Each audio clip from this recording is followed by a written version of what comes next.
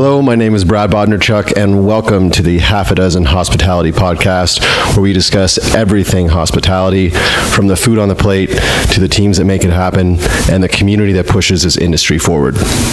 On this podcast, we sit down and chat with creative and inspiring minds that make up one of the most dynamic industries that there is. And today, I am lucky to be joined by none other than Fadi Eid. Welcome, Fadi. Thank you, Brad. How are you? It's my pleasure having you here, and thank you for your time and being willing to do this. I really appreciate it.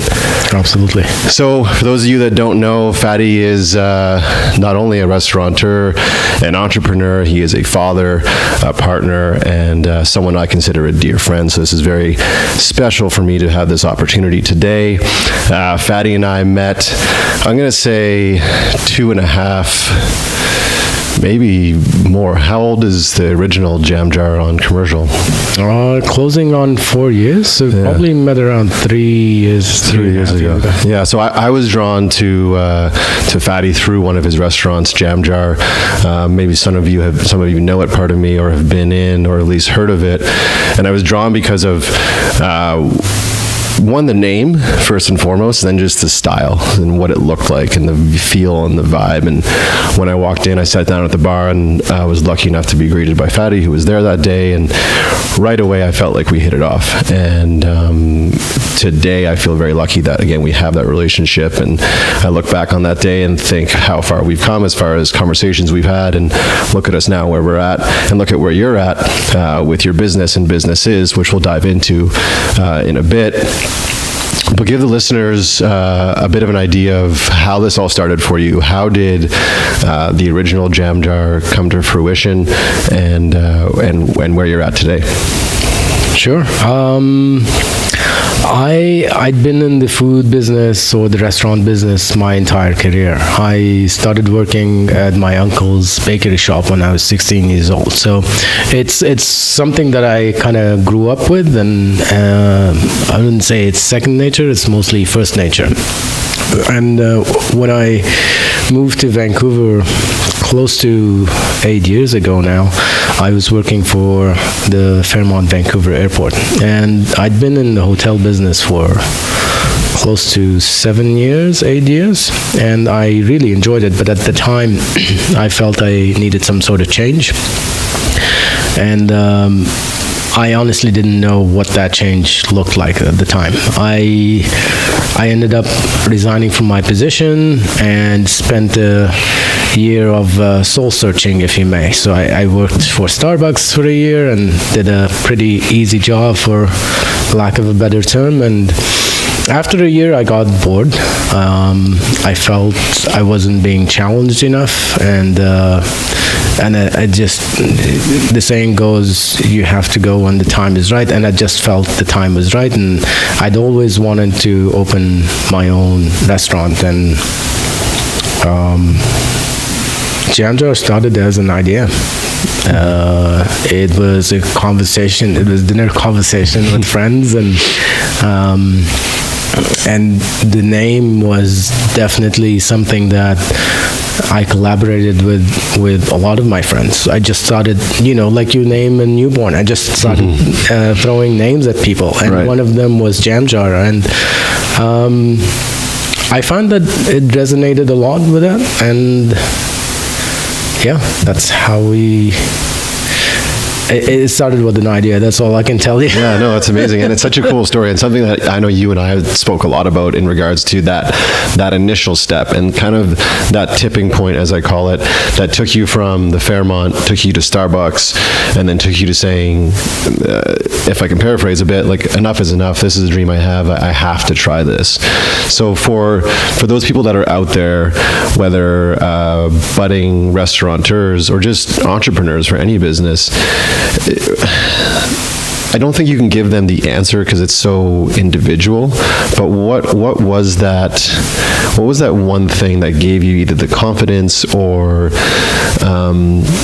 I guess confidence is probably the best word to describe it, the confidence to go against the norm, leave what I'm assuming was a well-paying union job with the Fairmont, and going and testing the waters eventually out on your own with your own brand and your own restaurant? How do you come to that? That's a great question. Only because I've definitely held myself back from opening a restaurant before. Although it's something that I've always wanted to do, I didn't have the courage or didn't feel it was the right time until I decided to venture on this almost 4 years ago. And I think it's twofold. One, every time that I thought about doing this before, I didn't have enough confidence, mostly because I felt I had something more to learn, or I didn't feel ready, or I felt I would make mistakes that I wouldn't be able to recover from. And looking back, I'm glad I waited, because if I probably pulled the trigger sooner, I would have done some pretty serious mistakes that I don't believe you cannot recover from anything, but there's some mistakes that take a lot longer to fix than others. Right. Some blows are a little bit bigger than others as far as picking yourself back up. For sure. Yeah.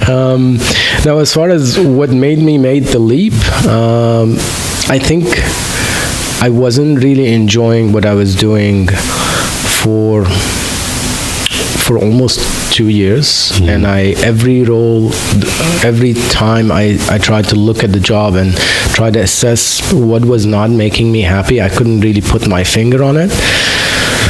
So it was mostly just what's the word I'm looking for? Like self-doubt?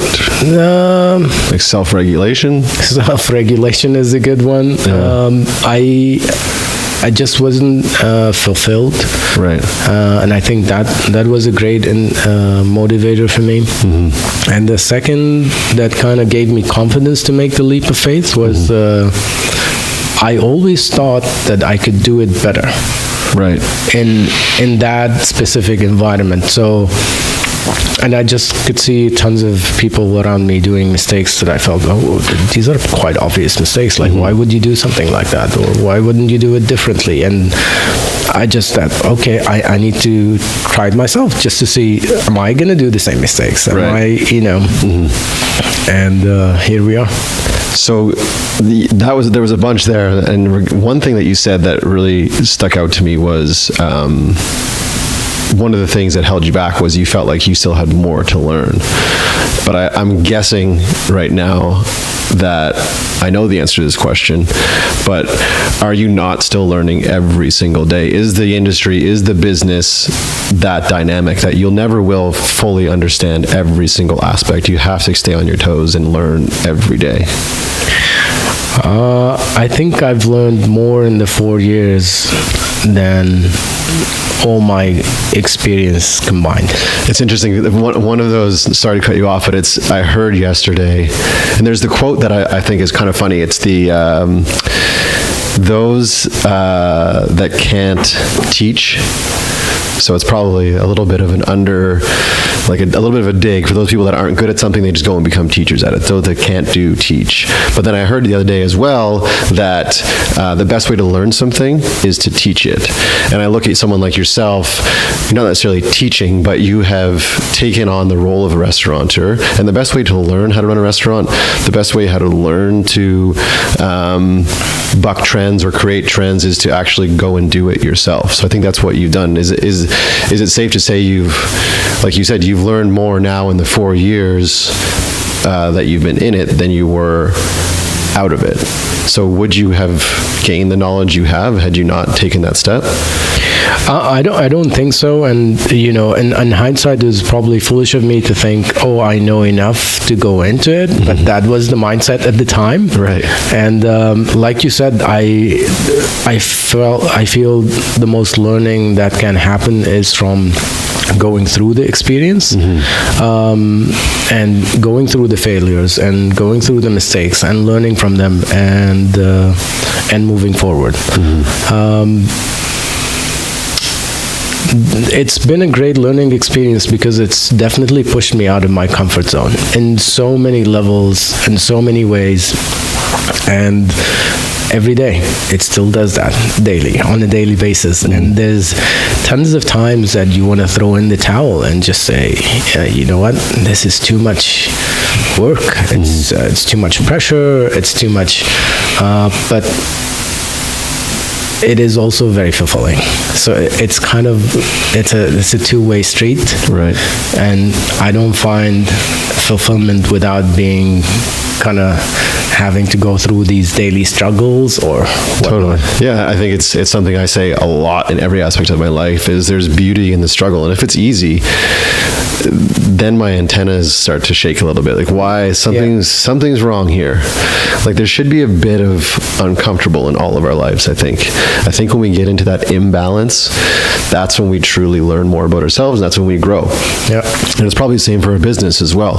When you have those slip-ups, you learn so much from that, and then you become a stronger business as a whole. And then you, obviously, as the leader of the business, you become a stronger leader, and the trickle-down effect, right? One thing I wanted to touch on, because I think it's so important for me to understand, but also the listeners, is going back to your point on you thought you could do it better. I think that is the essence of what an entrepreneur is, or at least that's the one that's that seed that gets planted in people and blossoms into hopefully many entrepreneurial ventures, and in your case, many restaurants. But when you talk about seeing things, thinking you can do it better, I don't think it comes from knowing you. I don't think it comes from an egotistical or a... No. It just, and after being through the experience of being a restaurateur, if you may, you look around you and everybody has their own way of doing things, and I think that's more of the correct answer to come to the phrase. Maybe doing it better is not the accurate description. Maybe doing it differently is. And you look around you and everybody's trying to achieve the same thing. Everybody wants to be successful. Right. Everybody wants to have the best quality food. Everybody wants to have the best service, the greatest environment. And everyone goes around tackling it differently, Do you believe that to be true, though? And I think something you said is speaks so much of who you are. I mean, I think it's because you're such a nice person. It's almost like you're embodying what it is to be a Canadian. Where I think it's not about doing it better, but I think it is. I think we have to, in our lives in business, we have to kind of increase the expectations. And I don't know that everyone, every restaurant really truly does care, because they're too concerned with so many other aspects of their business. So do they fully care about the experience, customer experience? Do they fully care about the quality of the food?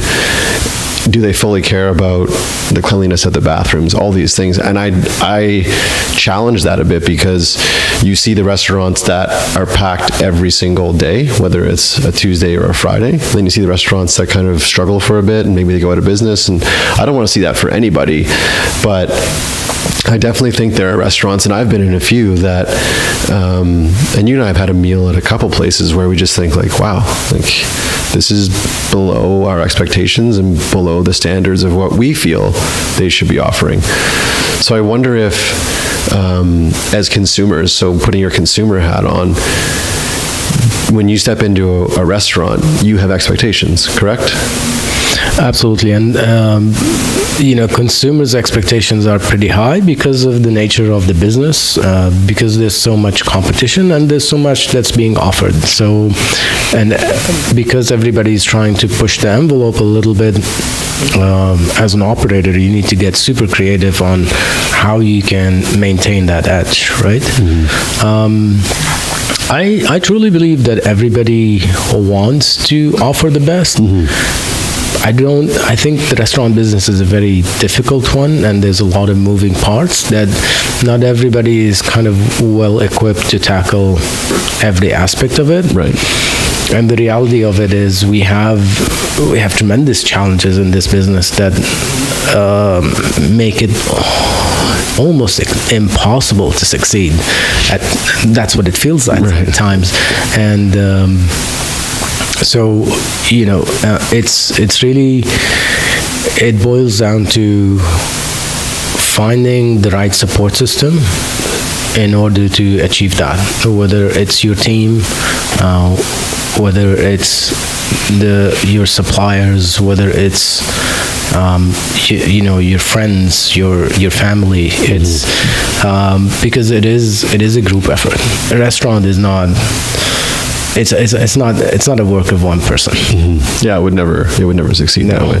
Not only do you depend on your working team, but you also depend on the community to come in and support the business, right? Absolutely. And I think that's kind of more to my point is, I think everyone does want to hit all of those aspects of the business.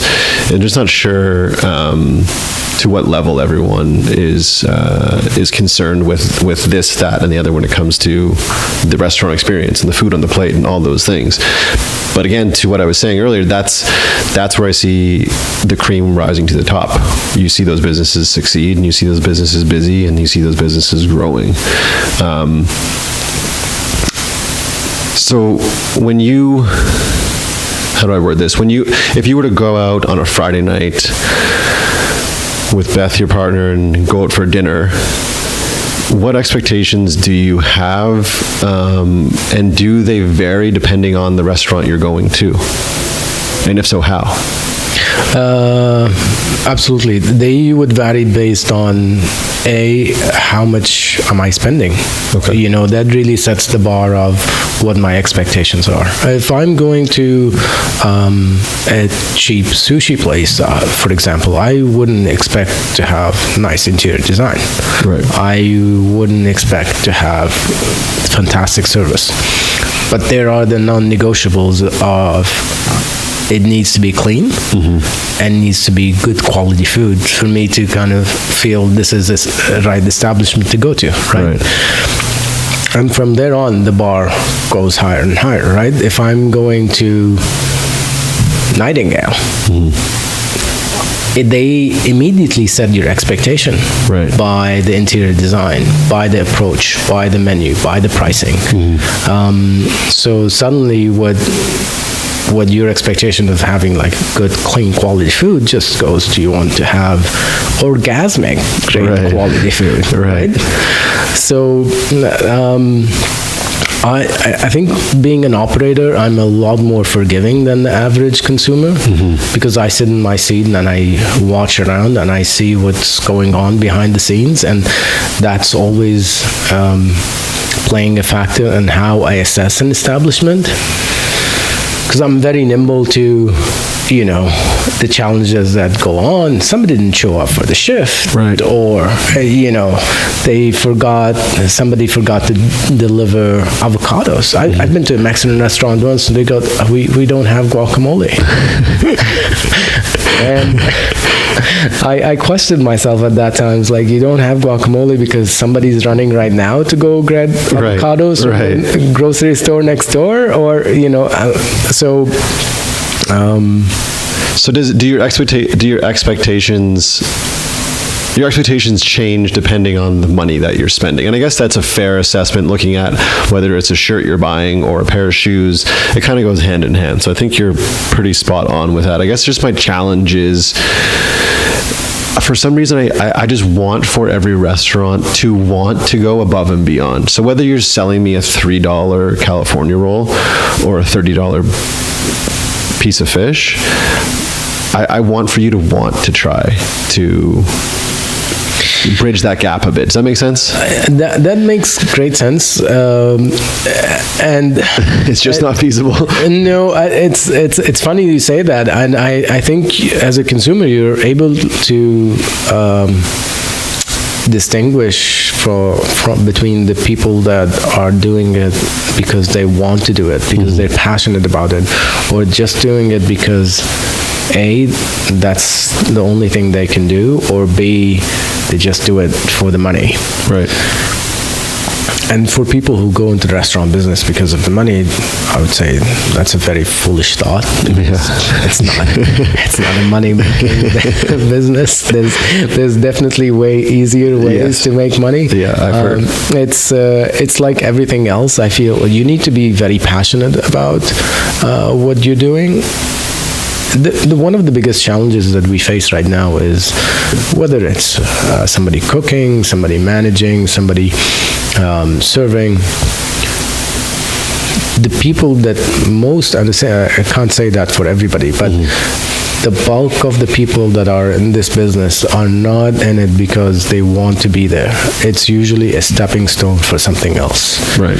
We have aspiring actors that work at servers. That's always been the case, right? We have cooks who are just moved to the city. That's not their background, but that's the best job that they can get. And because of that, it makes operating an establishment that is all geared to be passionate a lot more challenging, because you have to engage these people at a whole different level. Right. You're not talking about a person who's cooking because one day they want to become a chef and they want to open their own restaurant. That's different. Yeah, so that's something that I think you and I have discussed a little bit in the past, but something that I'm so intrigued by is I look at someone like yourself who is very passionate, and you were drawn to the industry because you just wanted to, and you felt you had to open up your own restaurant. So how do you impact those people that are kind of there just to collect a paycheck? How do you affect them, and how do you get them to, one, understand your brand and what it is, two, understand what it is you're trying to do with the business, and three, just care? Like, how do you get them to just simply care? That's a great question, and it's been one of the struggles of managing growth for me personally, because it was great when I had one restaurant and I was there all the time, and I got to work personally with everybody. And the short answer is you have to lead by example. If you're passionate, it feeds off. If you're hardworking, people feed off of that. But it's very difficult to translate that once you have more than one location, because you can't be everywhere. So what we've recently started doing that we found pretty effective is every new hire at any of our locations, I'll sit down and have a meal with them, and we'll eat the entire menu, and I'll speak a little bit about the history of it and the background. And no, it's probably one of our phones. Keep going, it's all good. And the background of the food, and a little bit about the restaurant and how this came to be and why they're sitting across the table. And make it personal. Talk about them. And I found that sort of engagement has been key to get people to be on, to be at least, having that honest conversation, saying, okay, well, I can see from your resume that you're in engineering, right, and one day you want to build a bridge. Right.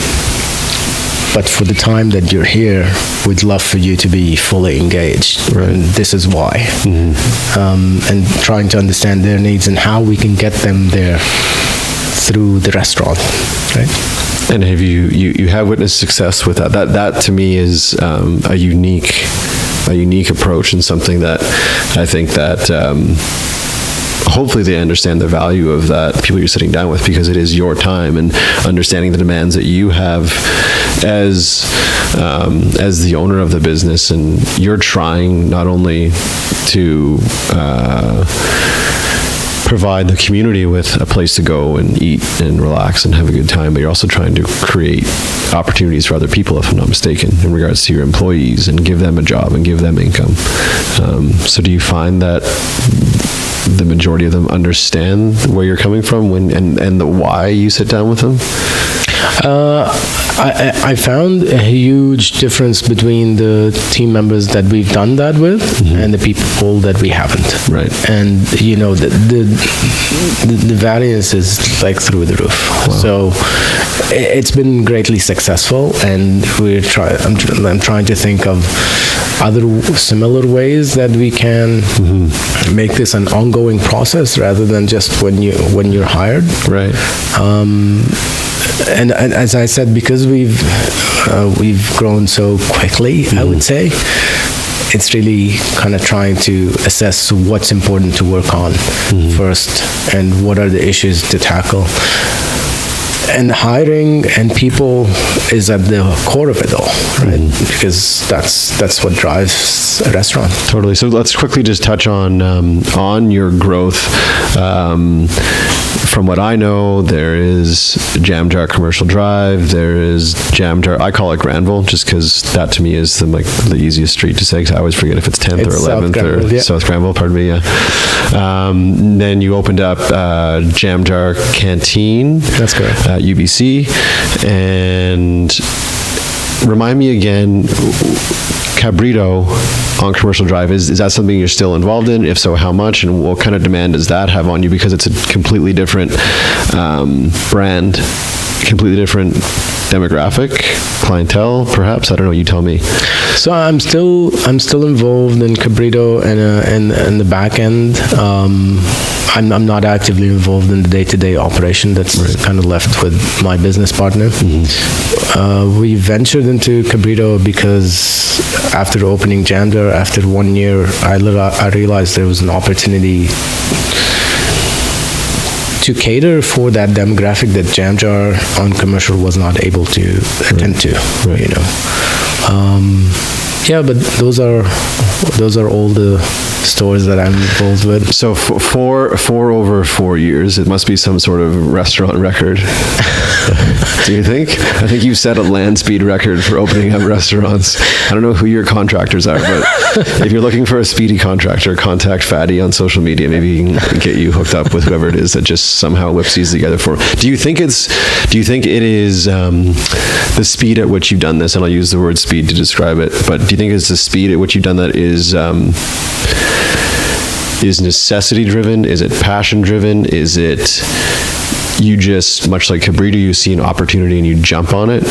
What keeps you wanting to grow the brand, and what brought you to today where you are actively working with on the 3 Jam Jar locations, and then also obviously supporting the Cabrito brand, and I'm assuming looking to expand further with the Jam Jar brand? So what is it? Is it necessity? Is it you want to create space for other people? Is it your belief in the brand? What keeps you moving forward?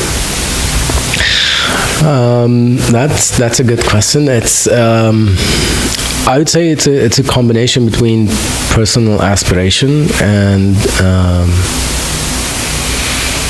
knowing what I know about business and what it demands, and the opportunities that growing a business would present. And by that I mean, there's a saying that if you don't move forward, you're moving backward.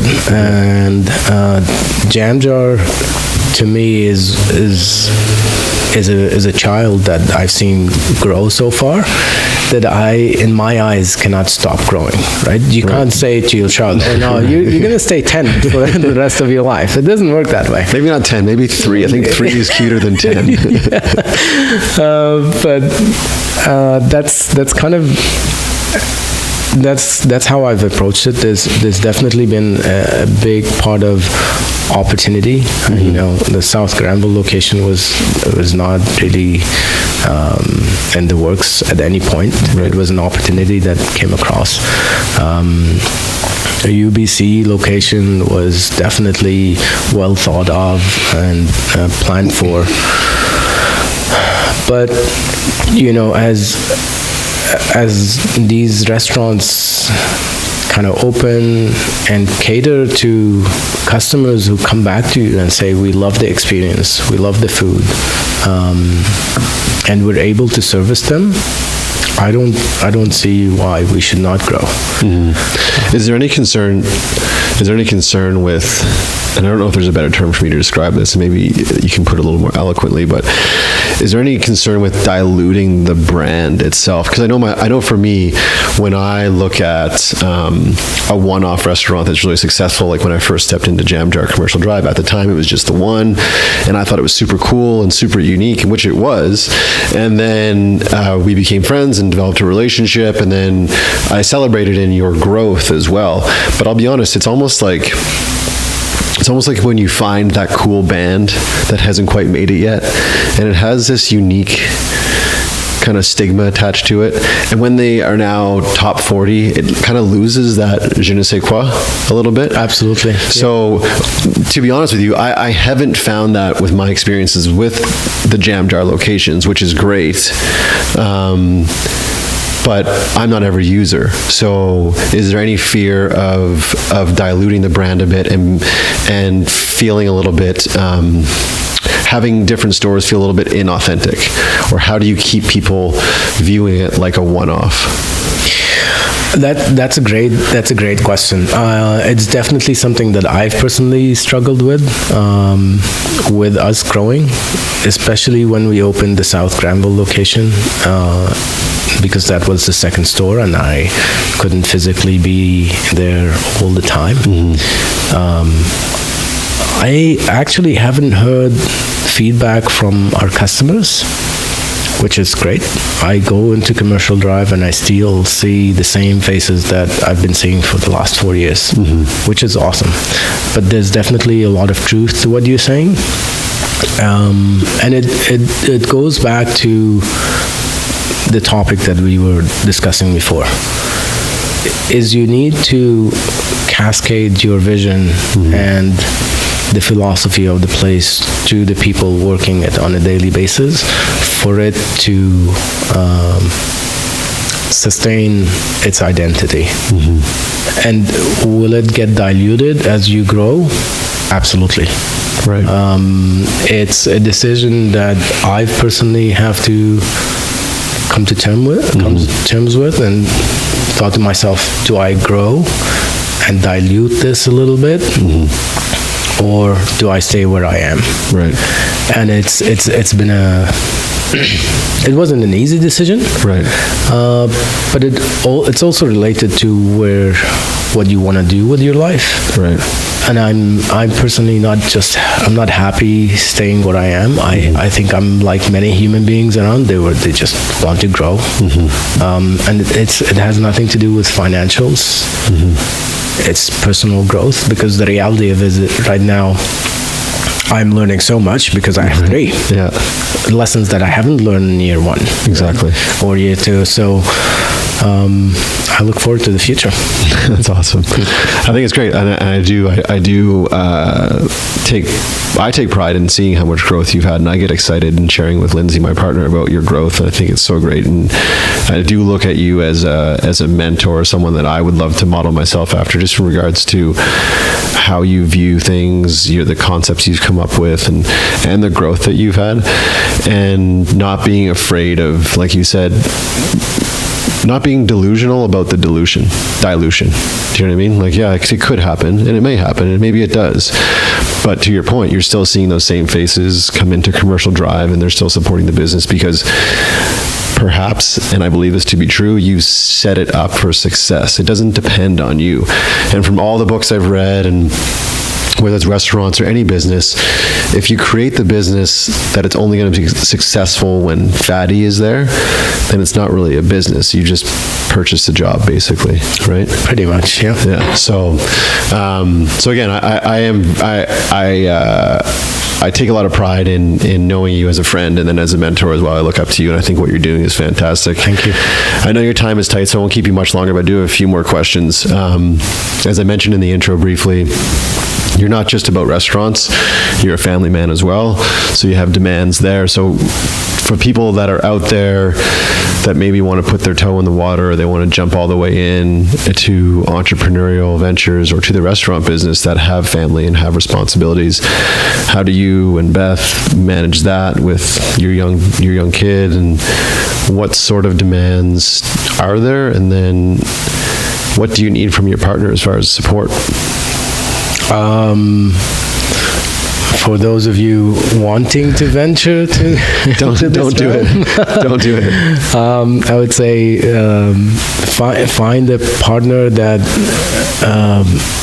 is super supportive, because personally, on a very personal level, I couldn't have done any of what I've accomplished without best support.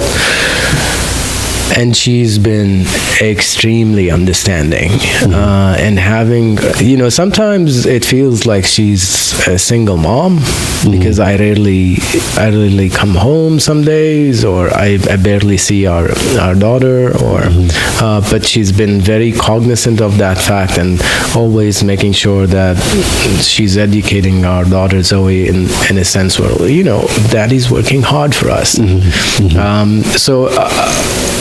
It's just been great having her as a partner and a support person, and that's really all the advice I can give. Has she been around when you had the vision of, I want to have a restaurant, I want to have one restaurant?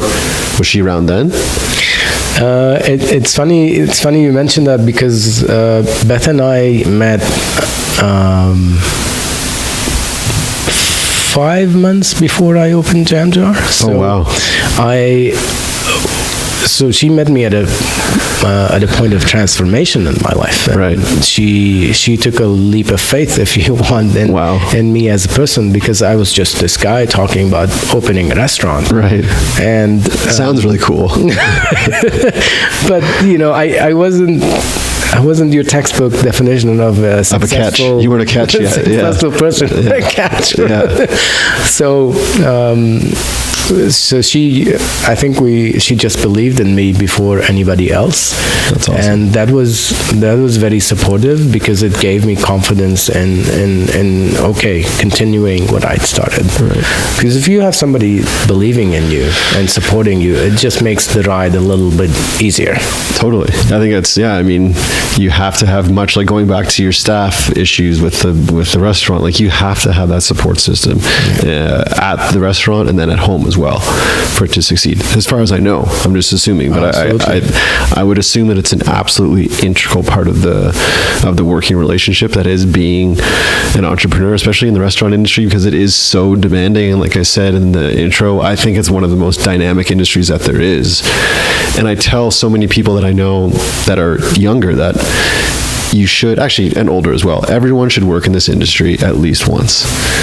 I think totally. You learn marketing, you learn sales, you learn logistics, like you learn everything that I don't think you get in really general jobs, or pardon me, in very specific jobs. So I know myself, I've loved my experience in the industry, and it's been something that's given back to me a ton, and I look forward to giving back to it someday. But going back to what we were just talking about, I think it's great that Beth has been with you since kind of day one, since kind of the inception of this, and she's understood the dream, and she's supported the dream, and she's allowed for you to kind of go out there and keep growing. Because I think a lot of people could have or would have demanded more of you, and maybe that would have created a lot more tension and perhaps wouldn't have succeeded. You know what, you're absolutely right, because there have definitely been times when the right thing to do would be to hold back. Right. The right thing to do would be to stop opening more restaurants. The right thing to do would be to spend more time with your family. And I've never felt that pressure from her. She's always been supportive, and I think that's super important. Yeah, that is. Okay, so before we wrap up this part of the episode, or this part of the show, I call the half a dozen must-haves and the half a dozen haven't-yets. So what I'm asking of you, Fadi, is give myself and the listeners, I'm putting you on the spot here, I did not give him any warning for this, so this is completely improv. So I need from you 1 to 6, or 1 to half a dozen must-haves, something that you've done, you've experienced, whether it's a meal you've had, a hotel you've stayed in, a city you visited. What are 1 to half a dozen must-haves you can share with our listeners and the viewers that they absolutely have to do when it comes to either hospitality or books or anything? What are 1 to half a dozen of Fadi's must-haves? You did put me on the spot. The one that comes immediately to mind is travel. Travel as much as you can, because traveling has really opened up my eyes to, it gets you out of your bubble, makes you understand that there's a whole world out there, and millions of people experiencing the same thing that you're experiencing.